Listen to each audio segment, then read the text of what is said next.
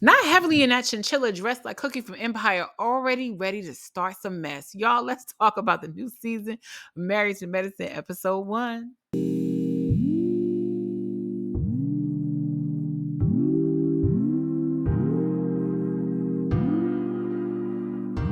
What's up, beautiful people? So we are back and we got Married to Medicine, y'all, in the mix. It's been a minute with me and the girls from M2M. I mean, I was trying to watch this one, trying to watch LA. I know LA got canceled, now we back. But this season, I am here for this, honey. Mainly because Miss Parks is on the show and I know she's gonna bring the shenanigans. I'm interested to see what's going on with Dr. Gregory, with Quad, with everybody. I'm in the mix. Anyway, let's get right into it. So start off the episode and they're showing scenes from the prior years and Mariah's on there and this my heart just misses her. And we get, a few scenes of Scam Atlanta, honey. And then we start off with Eugene and Toya. They're kind of giving this montage of each person's opening in their life. And we got Toya and Eugene and he's over there shaving that cue ball, honey, in front of the mirror. Eugene letting us know since he done dropped the pounds, he's going to be Mr. Clean, chocolate on point. And Tori's letting him know, hey, you've already scratched yourself in the back with the shaver, but it don't matter because the Gene is in the mirror and he's feeling pretty, honey. He's giving Chris energy.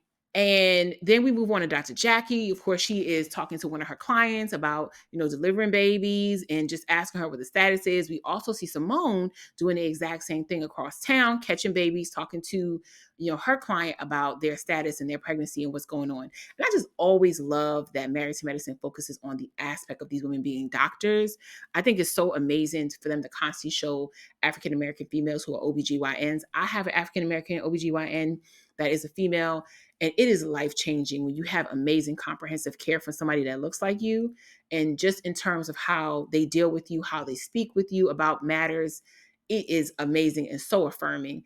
And one of the things I appreciate is that you can tell it makes a difference because so many women that go to my doctor are African American women. Like even in the waiting room, you see that because they just really trust her. And she is amazing at what she does.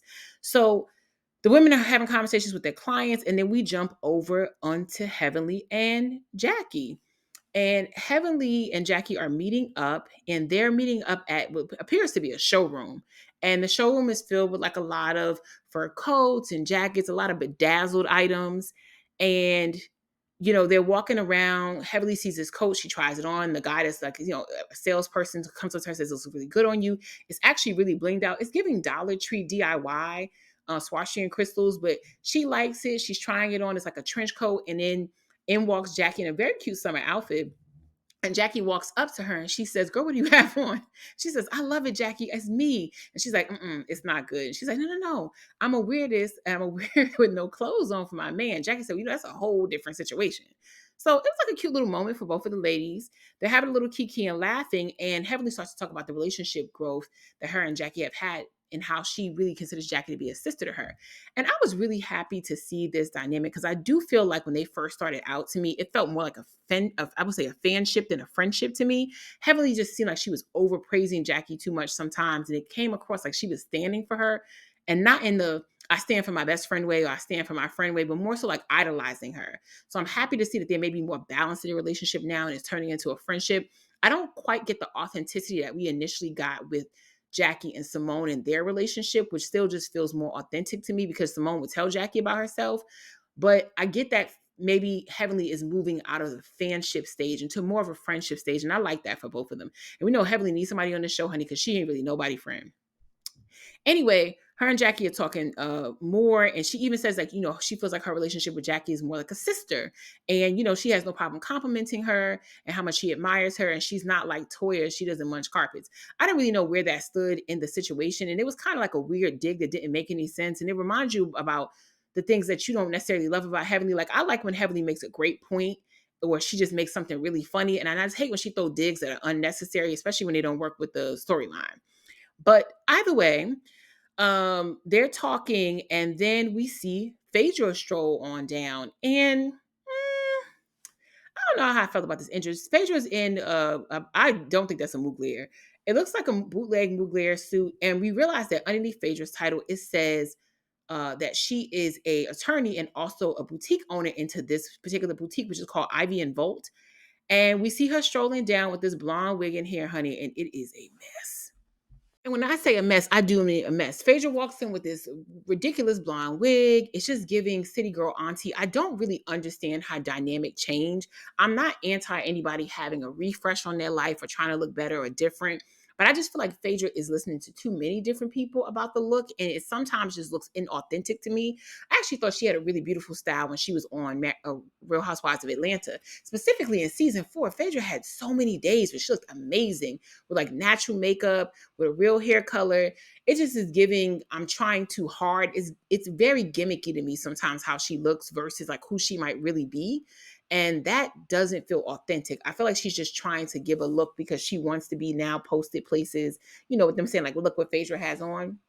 It kind of reminds me sometimes when I see certain things on Wendy from Real Housewives of Potomac, and I just feel like it definitely just feels like it should probably be on somebody a bit younger. I don't know. Just it doesn't always work for me. But Phaedra walks in. We find out that she's like a partner in this boutique. She meets the ladies and greets them and says hi. They say how much they really like her and how she has it going on. They tell us multiple times about how she has multiple businesses. They show a scene of Phaedra talking about working with some people. I guess we'll get more into all the different businesses because I always want to know what happened to the funeral home. And so they're talking. Dr. Jackie ends up trying on a black fur coat, and Phaedra says, that looks good on you. Like, this is a sample size, honey. Like, and so Dr. Jackie's like, oh, is the sample size mean it's cheaper? I like somebody that likes to watch their wallet, honey. So Dr. Jackie is talking again in complimentary about Phaedra and the green screen, and she's talking about how she likes Phaedra. She's very witty. She's very smart. She owns multiple businesses. We get it. She's successful. But then she also mentions that she knows that Phaedra is slick like oil, honey. And that part was my favorite. Just the fact that they brought it out and brought it up because we do know that there's another part of her that can be a little untrustworthy. But I think and I hope Phaedra has grown a lot. Secretly, I hope she gets into a war with Heavenly because she just really needs somebody to lay her straight, honey. And she needs somebody that's going to challenge her, like I said earlier. So they mentioned that Phaedra has been dating this pediatric cardiologist. And that part, let's get into that situation because I find it interesting that they covered his face. It's weird. So, like I've said, Phaedra is still talking to the girls, and she is having this conversation about this new person she's seeing. She's saying, look, even though I'm not married to medicine, I'm certainly dating one, honey. And she reminds us again that she's dating this pediatric doctor and I think cardiologist, right? She takes care of the kids and the heart. So she basically says that he is Nigerian. He does not live here. That is convenient. But I honestly think Phaedra might have met him because she took quite a few trips over to Africa a couple of times, like offline, like off the show. So I wouldn't be surprised if she actually met somebody there. Now she says that it is an international long distance relationship. So I guess we don't plan on seeing him on the show or he doesn't exist. Or does he? And perhaps he has a family over in the continent, and Phaedra is number 2 of the people that he has in his life in that romantic category. I would love to know. So Heavenly says, if you ever need any relationship advice, come to me. And Phaedra says, well, honey, look, you only dealt with Damon. So I don't think I'll be coming to you because you don't have as much experience. And I found that interesting because Heavenly mostly just laughed it off. And I thought it was uniquely different from her because I feel like if that joke had come from Toya or somebody else on the cast that was a little bit weaker, I feel like Heavenly would have went in or threw a little bit of like light shade. And I found it interesting that she didn't say anything to Phaedra on that because it did come across as a little bit of light shade. And Heavenly loves to, she's a certified, I guess, like, I don't know, heart, I don't know, dating coach or whatever. Anybody taking her advice. But she didn't say anything. And I was in that moment, it reminded me of why I really do want another Mariah or Miss Mariah on this show. Okay. Because I feel like Heavenly doesn't have a match against her. I feel like a lot of the women on the show are, don't challenge her too often. So that's why she kind of goes off at the mouth and says anything. She befriended Jackie early on, because Jackie was her nemesis season 1. And outside of calling her a busted can of biscuits, Heavenly sold that up real nicely to get in Jackie's good graces, and now they cool. So Jackie not gonna challenge her because Heavenly look up to Jackie. But nobody really goes at her. I mean, Buffy kind of went at her, but she was like a temporary person on the show. Simone occasionally gets into it with her, but she needs somebody that can match her. And it's not even that she's the sharpest girl, but she's certainly the loudest. And to me, Phaedra fits that category. So I wonder where this dynamic is going to go because I really feel like she needs an arch nemesis. She hasn't had one since Mariah. We need a Claudia Jordan to the Heavenly just to combat some of the energy that she brings. So we move on, and we're now in Cecil and Simone's home. And Cecil and Simone are walking around the kitchen, and Cecil's bringing in some takeout, and they're talking about putting together a charcuterie board. I love Cecil and Simone. They're my favorite couple on the show. And they're just having conversation about how their marriage is in a better place. They're empty nesters. They're just enjoying a good time. And they also mentioned the fact that they're in a better place with their marriage than they were, because apparently they were going to write a relationship book. Now, I told y'all it's been a while since I actually have watched Married to Medicine. So I did not know that they were writing a relationship book. I do know they had some troubles before in their marriage. They were even on the verge of divorce. They're now back off of that ledge. And Simone says that they actually canned that book because it was going to lead to them actually getting a divorce. What I was most shocked about, and maybe most of y'all who've been watching this, religiously season after season, what can remind me was, what the hell was Omarosa doing on that show? I was shocked to see her as an advisor. I don't know if she was advising them on the writing of the book. I got to go back and watch the season, or let me know in the comments. Why was she there? And then she was counseling them through marriage. I didn't know what this dynamic was. Was she the ghostwriter? Fill in the blanks for me, y'all. And I thought it was interesting because Omarosa getting chewed up right now on House of Villains, honey. So I just thought it was interesting to see her in a cameo. But either way, Simone says they're no longer writing the book, but they're in a good place. They get along most of the time, either way any other married couple does. And as they're saying that, Toya and Eugene come knocking on the door. I love to see like couples getting together for like couples nights and things like that. I love those types of things, and I love when you can see that dynamic with Black couples. So they're getting together and they're having conversation about how they really feel like they're family at this point. And these people have been on the show for a very long time. So I concur. And Eugene and Toya talk about how Cecil and Simone have been a true help to them in their marriage as another Black married couple that they know, and that they've helped to be accountability partners for them because they've been going through a lot in the last year or so with their own marriage. And they kind of flash back to some harder moments that Toya and Eugene have had in their marriage, dealing with like a lot of the drama that went on last year. Toya feeling like she didn't have the support she needed. Eugene also feeling the same way. And they even talk about how Cecil and Simone, have been not only accountability partners, but real true support, and have even come over to the home to talk with them when things have been going tough. So I love to see that level of support there for them. Again, especially with Black marriages. And it was like a really nice, cool night. And they start talking about, what the dinner's going to be. Eugene's like, hey, Simone, you cooked it. She's like, I put it in this takeout containers. But then the subject easily goes to, via Toya, so Greg getting married? So like I said, Toya is surprised that Greg is getting married again. And she's very surprised because Quad and Greg had such a toxic relationship. And I have to agree. That was one of the things that I just thought was really weird about their relationship. But I'm a little bit on the fence about who I felt was, completely the most toxic. Like, I don't condone men putting their hands on women, but I felt like him and Quad fought each other. And based on the police report that they had in the AJC, honey, that seems to be what the cops came to as a conclusion as well. I feel like Greg and Quad were toxic to each other because their relationship really wasn't based off love. And I agree with Toya. Like, it's weird. You would think that you really wouldn't want to do that again. And Eugene said he would be soured on marriage if he had dealt with that situation at first. But they've all moved on. Greg is now with a new fiance. They showed the old clips of him and Quad arguing about who did what to whom and who was physical with whoever. And, Quad is saying that, Greg had her on the ground, and Greg is saying, well, you had a knife to me and I'm not about to let somebody stab me. They were just toxic together. And again, like I said, it was because it was not based off of love. It was based on, whatever Greg thought that Quad could bring to their relationship, and, Quad want to come up with him and whatever he brought to the table. And it was always based on the wrong thing, which is why it ended the way it did. So now we back at the showroom, and Heavenly's still in this hot chinchilla, honey. She making me sweat. They under the studio lights, and she is back in Ivy's showroom, and they're continuing to have a conversation with her and Jackie and Phaedra. And they start talking about Quad, and has, Phaedra talked to Quad. And she says she has talked to her, and she did invite her, but she doesn't know if she'll come because, Quad is always jet setting. She's always on a plane somewhere. She's always busy traveling. And, at first Heavenly seemed concerned, but then she's like, okay. So, she's like, but I don't know, I called her and let her know. And then we see like a zone into Quad at her house, and honey, she's just playing with her wigs. Don't look like she coming, but I don't know.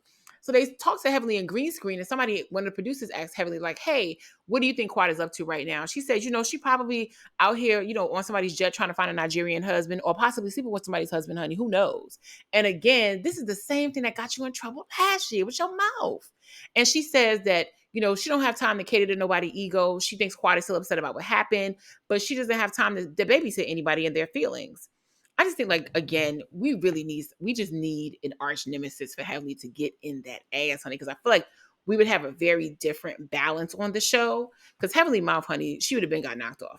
Anyway, Jackie says she also hasn't spoken to Quad since New York. She does feel like Quad is really hurt. And she hates that they're not, all in communication in that way. They then ask Phaedra again where they think she could be. And Phaedra says, I don't know. Last time I talked to her, she said something about going to Chicago to go shopping. And of course, Quad is home playing with her wig done, me, honey. And she basically says that, the insensitivity part will always be an issue. And Phaedra then goes to talk about how she, had met Quad. And she said that basically she really knew Greg and she met Quad through Greg, obviously when she became his fiance. She said she's known Greg for over 20 years. She's very happy that he's getting remarried. And, she knew him when he first came to Atlanta. She almost acted as his wing woman. And, she would kind of screen the women he was kind of dating before they kind of got really serious. Phaedra always throw herself into some type of situation. But, Heavenly says, okay, girl, well, I heard, no. Jackie introduces that she heard that they actually dated and that's how she knew. And Phaedra's face was like, what? A little turn up like, mm-mm. And so she's like, oh, no, we didn't actually date. We need to kind of determine what the term dating means. And so Heavenly's like, well, dating means, you know what? Basically implying that if we're talking about dating, we're talking about, hey, you dated him and y'all also slept together. And Quad is like, none of that. None of the sticking, none of the icking. None of that went down on my watch. Okay. She said, no, it was nothing like that. And she was like, we're just really cool. Like, that's my boy.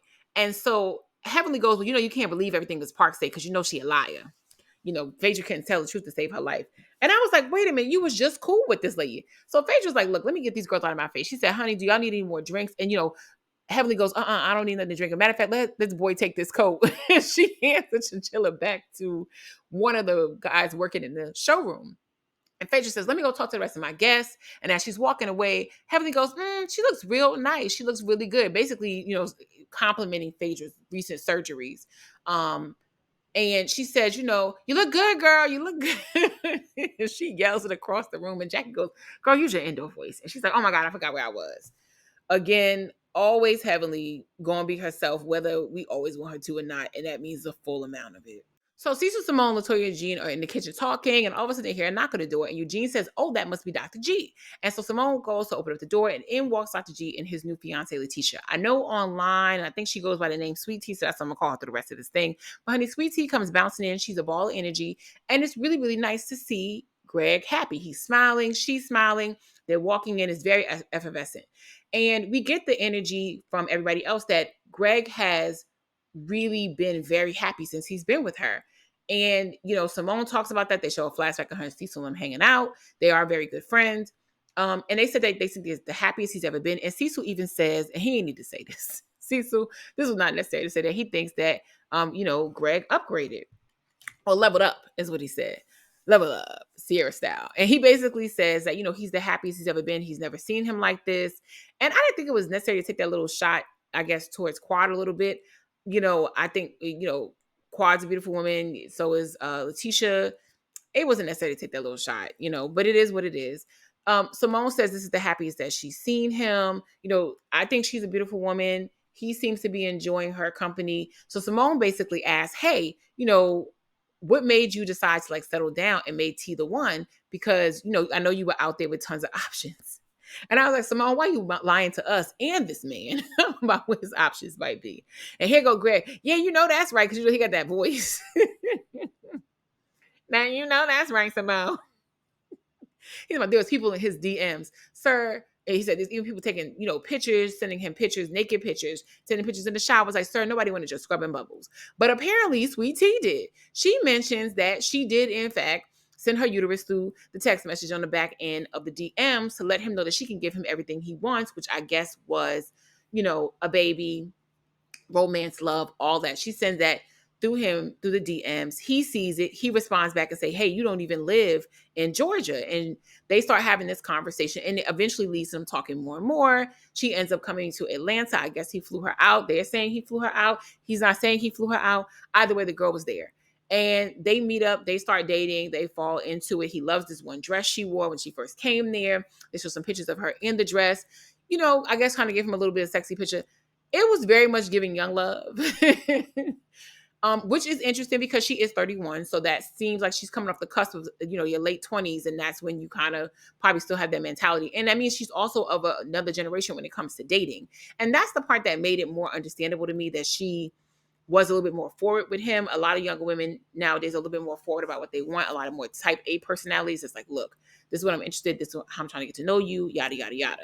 And it does work for many people. And for some people, it does not work. I do believe that women should engage in the flirting process. Like, some women are dry as hell and very old school to the point that they standing on business when it comes to being alone for the rest of their life, because they don't engage at all in the flirting thing. They think it just means a smile. And you do have to have some active engagement with a man. Now, I'm not the type to, I think, necessarily DM a man, but many famous celebrities have done it. Many of the Insta girls do it when they're trying to meet somebody, honey, with no shame, and they get the connection. Now, whether that connection is a love connection, some people have met and actually married through the DMs. So I'm not completely judging her on that. It's just the way the communication has changed. It's not a road of approach that I would take, and I didn't meet my man that way, but I do respect that people have, to be proactive in their dating life when they say that they want to get to what they want to get to. And it's clear from the conversation that T wanted to get to the bag, and she also wanted to get to having a family. She said she was tired of dating these men in DC, honey. We know the DMV could be trash for dating, so I'm not shocked. And she was ready to meet love, and he seemed like he had the things that she wanted. So they have more conversation. They're very kissy in the kitchen, and at the end of the day, they're engaged to be married, and it is what it is. Toya asks Sweet Tea, like, hey, what are you guys doing for your engagement party? She says, I have something for you. She hands her something that actually is RSVP for the engagement party. And they go back to a 3-week conversation where Toya and Sweet Tea are talking. And I got to see the dynamic of the two of them against each other. And they honestly really do not look that much alike. They have some facial characteristics, but Sweet Tea gives me more so cousin than sister. But they do talk about the theme of the engagement party. And she said it's very much like a hoedown, because she is from, I believe, Houston. And she says that it's a hoedown. It's a country theme. She just wants to have a good time. And that's the theme that they're going with. So they seem to be happy. Congratulations to Greg. Let's move on. So next we see Heavenly and Alora. And I have to say, y'all, I loved seeing Alora. She literally is one of my favorite kids on the show, mainly because she really is the internal arch nemesis of Heavenly, and I absolutely love it. She served Heavenly back as much as she needs it, and we don't have a Mariah like now, so I'll take it. I'm actually going to miss that she's leaving, because I feel like she's the only other person besides Mariah that used to hand Heavenly her ass. So I am going to miss her, but she's going away to college, and Alora has grown into a beautiful young lady. She's a nice little mix between Heavenly and Damon. She kind of looks like a little bit of a Betty Boo to me, but a beautiful girl, articulate young woman, exactly, really Heavenly's mini me in a lot of ways. But I think a little bit with the sense of Damon. So that's always nice to see. But Alora and Heavenly are walking down the street headed into a prom shop, because now it's time for Alora's prom. She is graduating from high school. She is headed to college. And I believe Alora is 16. So it looks like she graduated early. And, Heavenly's going through mommy withdrawal, but at the same time, she can't help but be herself. And of course, they do all these flashbacks to the moments in which Alora kept handing Heavenly her issues right back when she would say stuff to her as a younger person. And the thing that I most adored about this child. But it's just cute to see the relationship growing, and Heavenly saying that she's going to miss her. And Heavenly's like very much wanting Alora to stay close. She says, in fact, that her two sons who stayed in state, but Alora really wants to get out of state. She wants to go to school away from Georgia. And specifically, she's interested in going to FAMU. She's becoming a Rattler. And I believe both Damon and Heavenly are Rattlers. So Heavenly loves the idea of her going to her alma mater, but she hates that it's going to be in Florida and not in Georgia. And it was just nice to see Heavenly get the emotional feels however much she can. And I completely understand why Laura wants to go out of state to school. I know I absolutely did. When you hit 18, when you hit just ready to, when you're on your way to college, you kind of just want to find your own independence and self. I'm sure she just wanted to get away. Yes, Spelman would be a little bit away from her parents, but Heavenly still had access to her there. And I think you want to learn yourself, and the independence of being able to go to where the school teaches you that. It teaches you self-reliance. It teaches you to depend on yourself and your mind, because your parents aren't there to just save you every 5 minutes. So I absolutely love that Alora wanted that for herself, and you just want to experience something different. And Georgia and Florida aren't completely super far away. It's a short flight, but I get why Heavenly's getting emotional. She's gonna officially be an empty nester now that Alora's not there. But she'll have Zaddy all to herself, and then we could be annoyed by them for the rest of the season. Anyway, Heavily in her going over dresses. She kind of low key embarrasses Laura a little bit in the beginning and kind of talks about her boobs being too big and they got to cover that up. But it's more so a mother daughter play thing. But sometimes I hate people or parents harp on a body part of a child too often because it can make them feel a sense of insecurity about their body, and they're already really sensitive and just growing into who they are as young women. And when you kind of just keep leaning in on them on something particular about their body, it could make them feel insecure. So I hated that Heavily kept mentioning her breasts so much because we weren't really paying attention, and she's still very much under 18. So I didn't care for that part. But she's walking around in the store. Heavily starts picking out dresses. And Laura's like, wait a minute, honey, this is my prom. And Heavenly's telling her what dresses she likes, all those different things, and that she wants her to stay closer to home. Finally, Laura goes in and she says, well, damn, do you want to go into the dressing room with me? Heavenly says, I can. And she's like, no, no, no. And the lady's like, I got it. And Heavenly's like, well, okay, I'm going to sit on this couch here. So Alora goes in, she pulls out 3 dresses. The first one is really, really beautiful. The other 2 are very nice as well. But Heavenly says that the one that she likes is the first one as well. I also love that one. And Alora liked it. She looked really beautiful in it. It was like a beautiful beaded, like ice light blue with like some sheer panels. It was really, really nice and appealing on her skin tone. And it was the right amount of cute, but a little bit of sassy, which is what, a high school girl at this point wants to wear to prom. I also love that they were in a prom shop and she wasn't getting a custom dress. Nothing wrong with it. But I love that she just kind of went the very simplistic route, and it gave her and Heavenly this beautiful moment to have together. And it gave us the softer side of Heavenly that I enjoyed and I wish we saw a little bit more of so we could balance out the ratchet side, because sometimes the ratchet side overtakes. And I love when Heavenly's in her mommy mode. I love when she's in her loving Dr. Damon mode. And I absolutely love when Heavenly is in her professional bag because she is phenomenal in that space. Both her and Damon are, but I actually saw a speech she gave a while back to some medical professionals, dentist professionals that are African American, people of color. And Heavenly was giving some gems about business and just finding your way in that space and opening up practices and selling practices. And when Heavenly is in her element, she's amazing. I would love to see just a little bit more balance of that with her. But she's also just talking to us about being a mom who's going to really miss Alora being next to her and being close to her. And, it was a very sweet moment, angelic. Heavily got a voice of a 87-year-old woman, though. When I tell you, she sounds like Sophia from the Golden Girls almost every time she talks. She got that raspy, just old lady country voice. It's absolutely hilarious. But Alora's ready to move on. Heavily has to leave the store. So she leaves her car with that lady. I was shocked because, Atlanta full of scammers, honey. You got to be careful. I would have left my car with my child. But she leaves the car and says she has to go into some dental stuff. Alora could take care of it. We see Alora cash out, and the dress is $2,500. And Heavily mentions that Alora is very lucky because when she was on her way to college, she had to get a full scholarship. Her parents couldn't afford tuition. Alora's tuition is going to be paid in full by her parents. And that Alora has a much easier life than she did. But Heavenly says that also in a way of, I think, just seeing how far her and Damon have gone to be able to afford to send their kids to school without debt, to be able to afford to send their kids to school and be able to pay the tuition is a blessed thing. And you can see that her and Damon have done very well for themselves and being able to provide for their children and have a better life than they both did. And I really enjoy this. Time for the country hold down, and also time for us to start possibly getting Gregory a different voice via AI. Honey, when I tell you his voice is the most irritating, that I did not miss. But he is super excited. Him and Sweet Tea are meeting in the living room. They're looking around the house. She's doing the last minute checks because the hold down is about to start. Sweet Tea is definitely dressed for the Beyonce concert. But she's still dressed in her country fave. And she's very much dressed like we've seen people all summer dress for the B show. But it's for the hold down. And she's super excited. And she's also a little nervous because, she's going to meet Greg's friends tonight and she wants to make a good impression. They're all doctors' wives. She is just the fiance. So she's just now meeting them as that. And they're also doctors. And, she knows that he cares about his friendship group and she wants to make a good impression. She lets us know that, the other main reason she chose the hold down is because she's from a small town in Arkansas. It had only 400 people. And, she was living there with her family up until a certain point, and they moved to Texas. And that's really where she grew up. They moved to Texas when she's about 5 years old. She says that, this is who she is. She's a Southern girl at heart. She's a country girl at heart. And that's the main reason why she had this theme. Greg tells her, look, don't be nervous. You're meeting my friends, yes, but they really are supportive of me, especially all the men. The women, I think, will fall into line because a lot of them are friends with me as well. And I think they will really like you. So just don't be nervous about the situation. Just be yourself.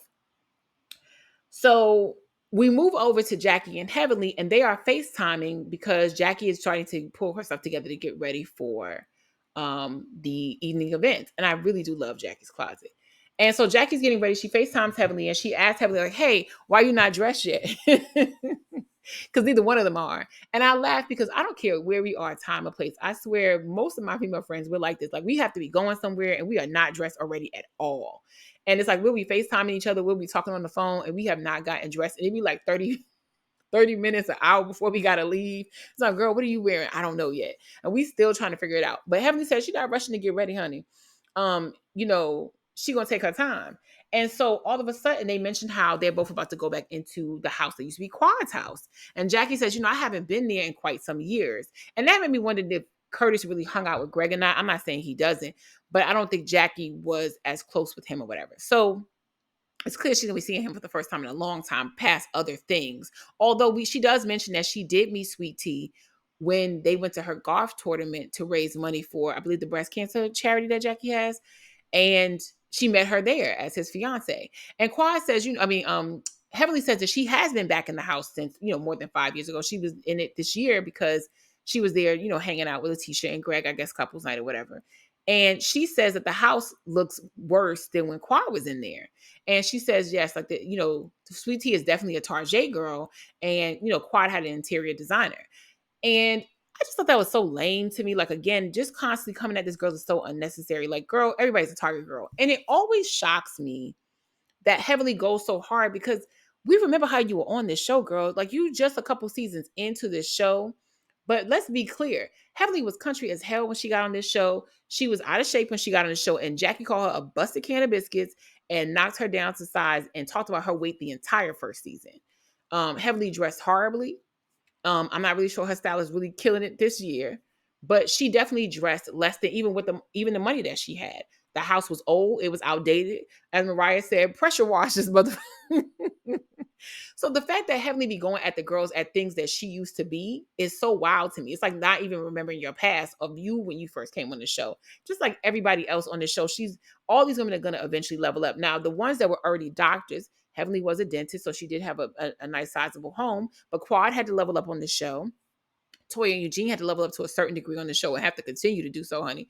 So everybody ended up upgrading their style and their visual if you go back to the first thing. So this girl is no different than others.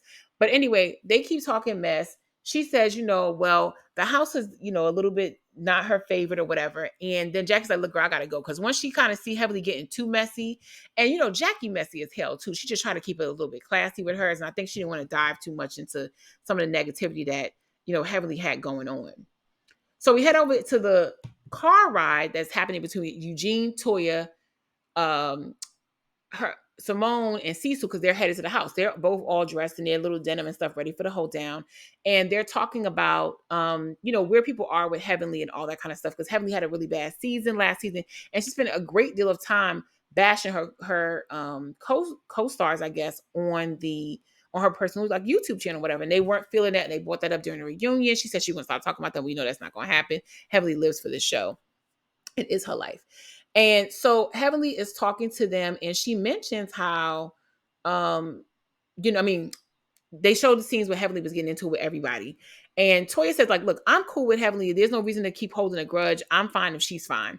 And Simone says, she's very shocked because, Heavenly did get into it with almost everybody, including Quad. And there was just a lot of issues around there. Just her being messy and not knowing when to, not be messy. They head to the house. They get in the house. Sweet Tea has actually decked out the house as much as she can, in like a cute little, country theme in each room. She even has a bowl in the room. When these three couples get together, they seem like a genuine friend group. These three all seem like a genuine friend group. The husbands get along, the wives get along, they're having a good time, everybody's complimenting each other. That's how you know Heavenly not there yet. That's how you know Jackie not there yet. That's how you know Quad not there yet. So all in all, they're having fun. They're walking around. Toya and Eugene are playing on the bull. He slaps her butt. They start asking about Sweet Tea drinks. She said that they're called Letitia Arnold Palmer's or whatever, because I guess it's like lemonade and tea mix. But everybody seems to be having a good time. And so far, it's like a nice little community. In walks Jackie, honey, dressed like somebody from the Stella Awards.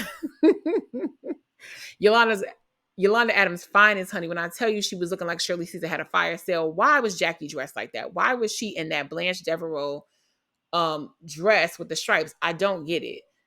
I never understand with Jackie. But Greg meets her, says, "Hi, you look great." He said, "Hey, where's Curtis?" She said, "Curtis is in the DR." Is he in the DR, girl? I don't know. Let's hope that Curtis is not going to be out here embarrassing Jackie before the season is over and there's going to be pictures with him and some ladies in the DR. Because, sir, what are you there to do for business? I don't even know what Curtis does. I can't even remember. Um, so Dr. G says, "Okay, cool. Well, everybody's there. It's a good time." Here you go, Jackie bringing up again that it's awkward being in Quad's house, honey. She keeps saying that, she hasn't been there in a couple of years and it looks different. Now, here's the part that didn't make sense. When they showed the side by side of the house, they look the same. It doesn't look vastly different. I think the kitchen was darker when Quad had it. Sweet Tea lighting the cabinets and the walls. But there is no vast difference in color. She says, "Oh, all the purple stuff is gone." It's like, okay, girl, but the living room looked the same. It was like the same black, awning cabinets, and she just changed some stuff.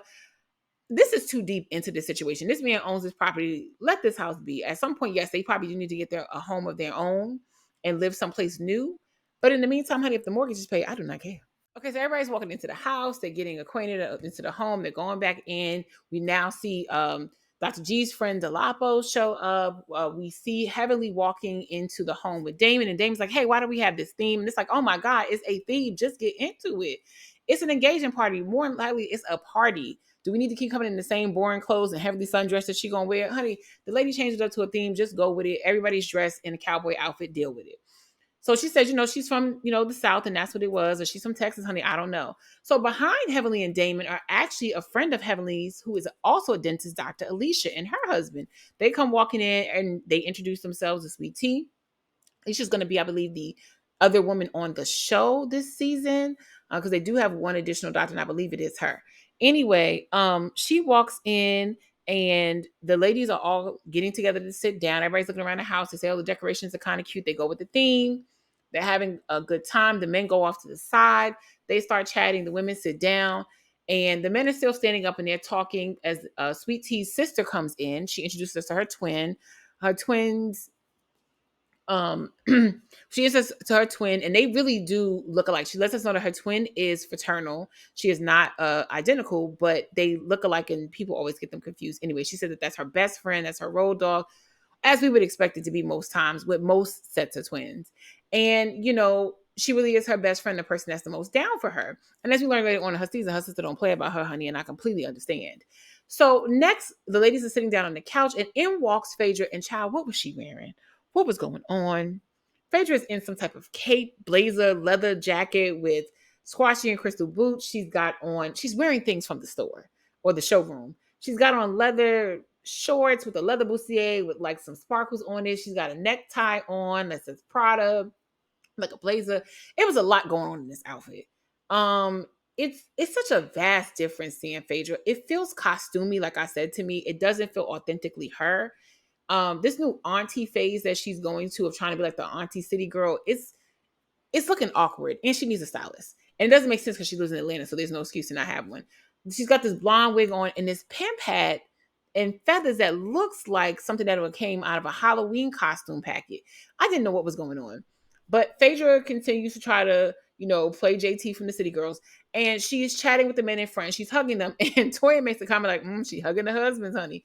And I'm laughing at that moment because every one of the women on this show has clearly identified some element of them that just doesn't trust Phaedra. Like she's gonna have to take a lot for women to trust her on these other shows because I think for many of them, they saw how she did Candy and specifically the fact that her and Candy were very close. And so the fact that she was that in deep in a friendship with someone and still ended up, you know, doing what she did. And I think a lot of them just don't really trust that. And they're keeping one eye open with her. Like Jackie said, just one of those things where you got to keep your head on the swivel with her because I think that they feel like even if they got close to her, they need to see if she's really trustworthy or is she going to play them in the end and use something against them or, do what she did in terms of trying to mess with somebody's reputation. So I think these women are really, just actively, slowly working Phaedra into the group, but making sure that she's not going to be underhanded later. So they're sitting down, conversing. They're talking with Sweet Tea. They're talking with her sister. And then we start seeing the men that are talking in the corner and they're giving each other compliments. Dr. Damien compliments Eugene on his weight loss. And he basically says, like, you look good. And Eugene's like, yes, thank you. He said, I believe he said Jackie has him on type of weight loss medication and he's been working out. And Eugene said he feels way better. He feels younger. He has more stamina. And Toya and him do a green screen and said that they agree. He does have more stamina now that he's lost the weight. And Eugene looks great. I mean, I love that he finally like got some of his weight down because he's an ER doctor. And it's just really important that you take care of yourself, especially when you work a stressful shift like that.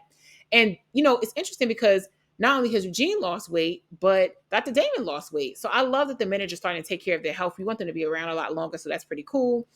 So they're talking around, you know, the ideas that they really enjoy the time that they got to spend together because they haven't seen each other in a while. They also then take some cigars and go out to a fire pit outside. And Greg is thanking all the men for their support. And he really appreciates them being here for this time in his life. He's about to take a new journey. And Cecil says, look, man, we completely understand. We're here for you. And we really like Letitia. And we think that she's a great add to your life. And she's definitely different because if you notice, the women are quiet. And he basically like, you know, they arguing because whenever it was a women fight, you know, the husbands wasn't really into it. A couple of times over the years they've been, but for the most part, they usually at a bar getting a drink when the women start arguing. And even Damon said, do y'all have an attic basement? Because they're not up here nowhere. So the women are in the living room and they're actually having a good time. They're talking, they're chatting. Letitia has two more friends that come in that she's introducing them to that are her personal friends, and they have a seat. I could definitely tell that this was an engagement party for the show, and it wasn't her real engagement party. So that was something that was nice to see. That, you know, they're trying to just have something that's themed around what's going on. And, you know, everybody's talking and chit-chatting on the couch. And then Heavenly asks her, like, how do you feel being engaged? And specifically, like, what's the one thing you like about being engaged the most? And Letitia makes the most cringeworthy comment and says, you know, having access to the money. No, don't get me wrong. It's nothing wrong with her saying that, but it was it was clear she was trying to make a joke that didn't go over. And it really was uncomfortable for you to say that you felt uncomfortable meeting these women for the first time and you wanted to make a good impression. The joke was not only corny, but it made you look bad. And it wasn't a good first joke because it didn't go over. And it was like, okay, these are also his friends. So they're wondering like, okay, girl, what are you really about? That was just weird. And she said access to some of the money. And I get what she was saying, probably because as a girlfriend she's been dating and because she's not working, you know, everything has kind of been through him, I think, to a certain degree. And so being able to manage your own budget or manage the budget of the household, which is usually what a housewife normally would do. I think she's just saying it's nice to have a little bit more freedom and you're kind of not in a child status almost. So I understood where she was coming from, but it just did not go over, girl, and it made you look thirsty. And so the women are kind of turned off, like, what is this about? Now, Heavenly goes on to say that, so what we're seeing is kind of gold digger qualities, but you know, Quad was digging for gold. Quad was the gold digger, and she's digging for copper. And again, it's just Heavenly with these whack, lame, you know, hits at Letitia in favor of Quad. And it's like, girl, but she's not even talking to you right now. So for all this standing that you're doing, what's going on? And it's starting to make me believe what I saw somebody else say, I think on TikTok, about the fact that they were saying that they really feel like a little bit based on what they had seen, I guess also maybe a little bit at BravoCon, that, you know, Sweet Tea might have just been added to the show to give Quad a storyline because there's nothing there. Quad's not married to medicine. She's not dating a doctor. She's not becoming a doctor. She's not even selling, you know, medical devices anymore, honey. So it's one of those things where like, what is her purpose of being on the show? But if they can keep this season funky with her and this woman and have this back and forth, does she hate Dr. Greg? Does she not like the new fiance? How does she feel about the whole situation? They could keep her on the show. And that's what it's giving because her storyline has run out. So they're like, what? Why would you, you know, sort of say that? And she's just like, this was a little weird thing. And it also reminds you that Heavenly not nobody friend, honey. So the men are having conversation and they're talking about, you know, whether or not the women can have, you know, peace. And the guy that is Dr. Alicia's husband is like, hey, how do y'all deal with that as husbands? Because I know y'all are also friends when your wives are going through it. And Cecil and Dr. Damon say, yes, it can be very annoying because a lot of times they feel like the women are arguing over nonsense, that it's just small potatoes. And Eugene does chime in and say like, he doesn't feel like they should be saying small potatoes because it does reduce sometimes the hit of what the women are going through. It basically diminishes how they feel about a situation. And I kind of understood where Eugene was coming from because he was basically saying like, just because it doesn't matter to you, doesn't mean it doesn't matter to them. So when you diminish that, and if you would say that to your wife, you be in trouble. And so Cecil's like, oh, you better than us, Eugene. Like, we get it, but we just still saying that it's a kind of nonsense. They go back to the women. They're having a conversation. And Toya asked Sweet Tea, like, how is she dealing with the fact that, his ex is around? Is it comfortable for her to be around them? Because, they all know Quad. They were all cool with Quad at some point. They all are around her. Jackie has completely dozed off, honey. She is not even in the mix anymore as much as she should be. She's looking off to the corner. But she basically says, like, hey, what's the scenario? Because, we've all been friends with her. I know her and Heavenly were friends. She says were and not is. Phaedra and her are friends. We've all been around his ex before. How does that feel for you? Especially because, she has so she asked Phaedra, like, do you talk to her? What is she saying? And she's like, well, I don't think she would. Phaedra says, I haven't asked her specifically, but I don't think she would have any animosity towards you. Basically, Quad is over him. Dr. G is over Quad, like, let it go. So Toya says, and I didn't even know if you even talked to her because I know, are you dealing with her DUI case? Child, that was messy as hell. Why would you bring up that lady possibly having a DUI case? And I tell you, Jackie went stoic and just stared straight forward and act like she didn't hear nothing. And Phaedra's like, what the hell? Like, where would that come from? Like, why would I be involved in this lady DUI case? And she starts saying how she went online and she saw that, Quad had a DUI case, and she mentioned Quad's entire name 3 or 4 times, honey, and said that she does her research. Really, Toya? And that she went online and she saw that Quad had a full DUI case that was open and pending. And this Phaedra taking care of it. And Phaedra's like, look, honey, I just got on the show. I ain't trying to get kicked off. I don't know nothing about no case. I don't know nothing about no pending case. Like, why would you put this case on a Christian woman? I'm assuming Quad is Christian. I was like, here come the old bell Phaedra sneaking right back in. So Sweet Tea basically says, like, look, this is getting weird. They start having this conversation, and Sweet Tea says, look, I don't know nothing about that, but honestly, if you're here for me and Gregory, you're here for me and Gregory. We are not talking about Quiet no more tonight. And that shuts the ladies down for a minute. And I appreciated that she said that, because honestly, why are you in this woman's home having a conversation about his ex during something that's supposed to be her engagement party? Like, why are you bringing up Quiet? She's not here. We're not interested in knowing what's going on with her while she's not here. And it's disrespectful as fuck. And nobody on this show would want that in their own situation. So why are y'all treating this lady this way? So she moves on and she says they start talking about wanting a kid in the family, and that's what she's interested in doing. And she mentions that, Dr. Simone has referred her to a specialist that deals with fibroids and cysts. And all of a sudden, here go Heavenly. What? A specialist? Why did she refer you to Jackie? That was it. Jackie does all of that. And Simone says, right, but I referred her to a specialist. And then she goes, well, Jackie does all that. I'm just saying, it's between me and her. Like, Jackie does all of that. And Jackie's like, I want to hit Heavenly in the mouth. And Simone says, Jackie is a general OBGYN. I referred her to a specialist, girl.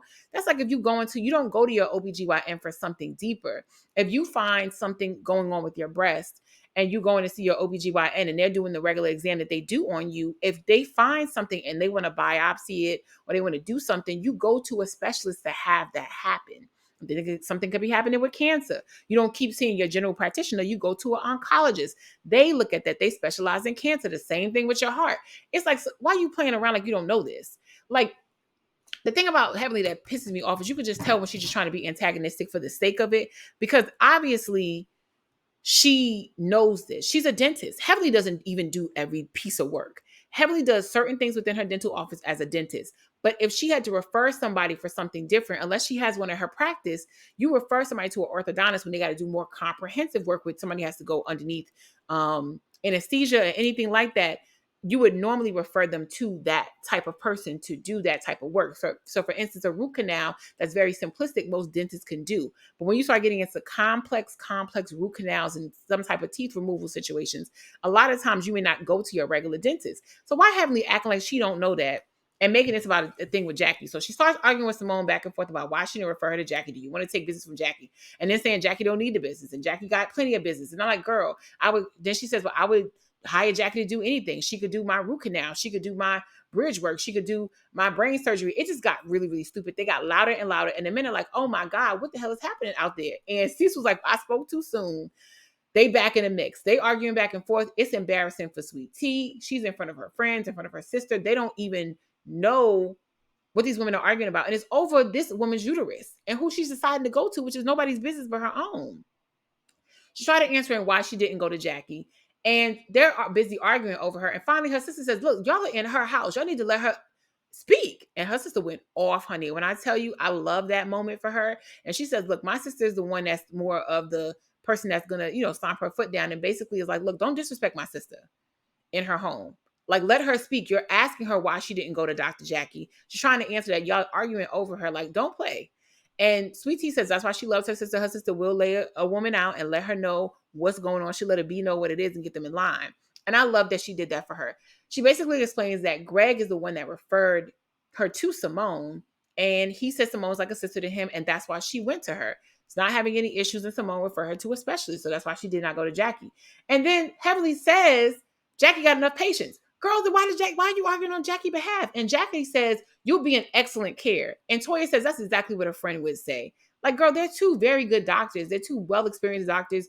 They've delivered millions of children. They deal with plenty of women's uteruses. Like, girl, why are you doing such a mess? So Jackie says, well, where do you get the name Sweet Tea from? And she says, well, I've always been, referenced as a sweet person or whatever. And she said, well, what's your sister been called? So then they start having this conversation, and Heavenly then goes, well, somebody mentions, I guess it was Toya that brought up the fact that, um, you know, does Phaedra want to clear up the situation with, I guess Greg, and Phaedra's about to answer, and then here go Heavenly. So you never slept with Greg? Girl, what are you doing? And Phaedra's like, no, like, why would you bring that up? I'm really loving Phaedra in this moment. The way she's holding it down, being very reserved. That's the Phaedra Parks I miss and love. And, just letting me know, like, girl, you're doing too much. You're being super messy. The party ends. It's weird. They leave. That lady ain't get nothing that she wanted in an engagement party. Toya and Simone meet up the next day, and basically Simone says, it was a mess. And, Toya says that Heavenly ever apologized. And then Simone's like, girl, has Heavenly ever apologized? Like, no, she ain't say nothing. Then Heavenly and Jackie are meeting up at her practice, and they're talking. And Jackie says, she hates that they bought her quiet so much that night. And hopefully they won't do that to that lady again, because she didn't deserve that. And,